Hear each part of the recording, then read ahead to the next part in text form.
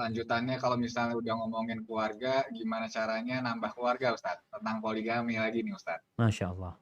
Nah, yang mau nambah siapa nih? Pertanyaannya, Ustadz, Assalamualaikum. Semoga dalam lindungan Allah Azza wa Jalla selalu. Saya seorang wanita yang sudah bersuami dan memiliki sepasang anak. Dalam Islam, apabila suami hendak berpoligami, maka tidak perlu izin istri. Nah, Apakah ada aturan untuk para laki-laki yang ingin melakukan poligami, mengingat banyaknya teman-teman saya yang sudah melakukan poligami, tapi awalnya diam-diam Ustadz, malah berselingkuh duluan. alhamdulillah. Akhirnya menyakiti semua pihak, terutama pihak istri dan keluarga istri. Lalu apa ya yang harus dilakukan wanita apabila suami berpoligami dengan cara seperti yang diceritakan di atas Ustaz? Jadi awalnya diam-diam, terus habis itu mungkin cocok, walau alam selingkuh duluan, terus poligami. Nah, tambah istrinya mungkin proper way-nya seperti apa ya Ustaz? Nah, nah. Iya jamaah, Allahu Akbar ya. Iya, kalau bicara poligami diperbolehkan dalam syariat Islam. Dan di dalamnya ada unsur penghormatan buat wanita. Tetap. Bukan memzalimi wanita. Sehingga Allah mengatakan fa in khiftum alla ta'dilu fawahida. Kalau engkau takut tidak bisa berbuat adil, cukup satu. Cukup satu. Itu tatkala tidak mampu berlaku adil. Dan ketika seorang laki-laki ingin poligami, yang jelas, poligami itu memilih istri kedua.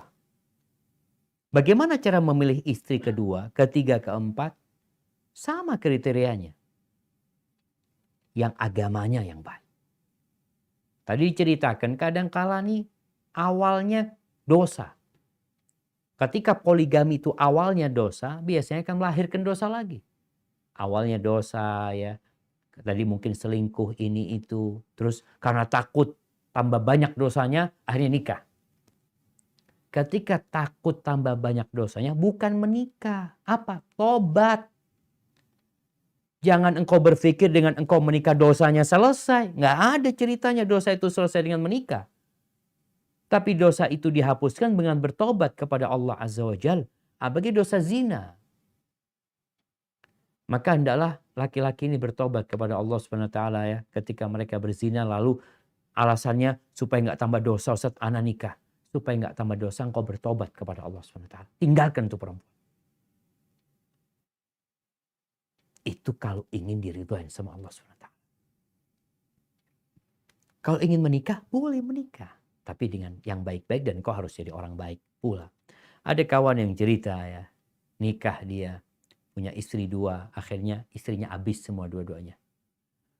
Punya istri sama sekali. Mungkin karena awal memulainya dengan cara yang tidak baik. Terus bagaimana sikap seorang wanita kalau itu terjadi? Jadi suami ini mau nikah diam-diam, tapi nikah gitu loh. Benar-benar dia menikah, memilih wanita yang soleha, yang baik. Tujuan menikah dia juga jelas. Untuk menjaga kehormatan diri, untuk memperbanyak umat Nabi SAW. Maka insya Allah Allah akan ridhoin dan Allah akan berkahin. Tinggal bagaimana sikap seorang istri, ya kalau sudah terjadi, terimalah takdir Allah SWT. Walaupun tadi katakan pahit ya. Sakit hati keluarga, bismillah. Kalau suami masih bisa lebih baik lagi, kemudian suami juga berlaku adil, suami juga sudah bertobat kepada Allah Azza wa Jal, ana rasa anti perlu pertahankan rumah tangga anti, dan ya bajingan pun dapat berubah jadi orang taat dan patuh kepada Allah. Semoga suamimu jadi orang baik nantinya. Hada wallahu alam bissawab.